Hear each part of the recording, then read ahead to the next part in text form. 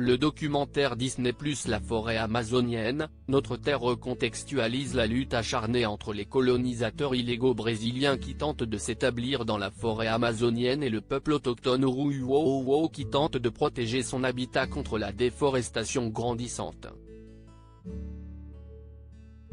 Disponible depuis le 13 janvier 2023 sur la plateforme Disney+, La forêt amazonienne, Notre Terre est un long-métrage documentaire produit par National Geographic Documentary Film qui offre un regard immersif sur la lutte du peuple indigène Uruuo contre la surexploitation illégale de la forêt amazonienne.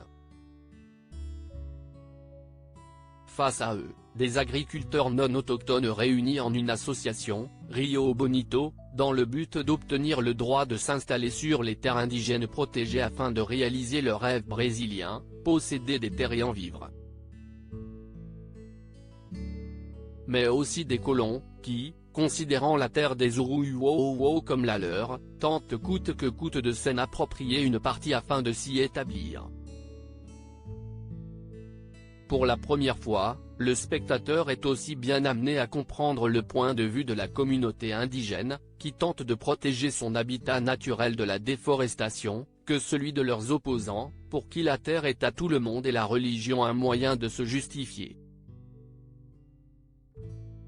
Menaces de mort et meurtres tournés pendant une durée de 3 ans, ce documentaire montre au monde entier une partie des conséquences de la campagne électorale et de la présidence de Jair Bolsonaro, au pouvoir au Brésil de 2019 à 2022.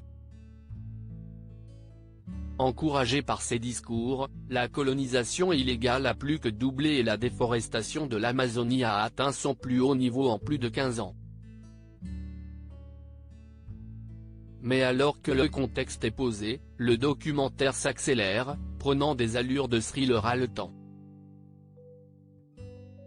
Non seulement, les menaces de mort que reçoivent les activistes environnementaux engagés se multiplient, avec, notamment une scène où l'une d'entre eux reçoit un coup de téléphone de sa fille, prise en otage en direct dans sa propre maison et menacée d'être exécutée, mais un corps est également retrouvé au large du territoire de la communauté Uruuo.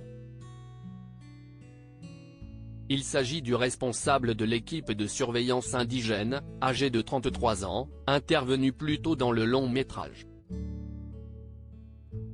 Deux événements chocs qui bousculent le spectateur et poussent les Uruuo à prendre les armes.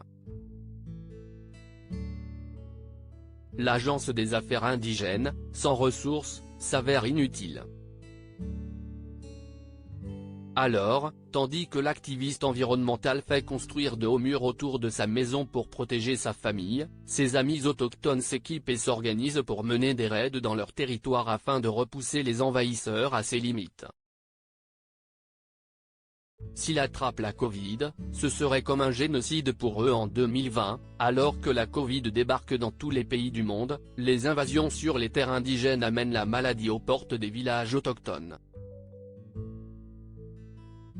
Tandis que 10 membres de la communauté Sintalaga, également situés dans la forêt amazonienne, sont touchés par l'épidémie, ils décèdent dans la foulée. CIST 5% du peuple Sintalaga, souligne l'activiste environnemental avant d'expliquer la gravité de la situation, les Uruuo ont une faible population. S'il attrape la Covid, ce serait comme un génocide pour eux. Devant ce danger mortel, la communauté ferme l'accès à son territoire, crée sa propre équipe de communication et filme elle-même sa part du documentaire. Pour le peuple indigène Uruuo, qui a, depuis, créé un site internet, la lutte continue.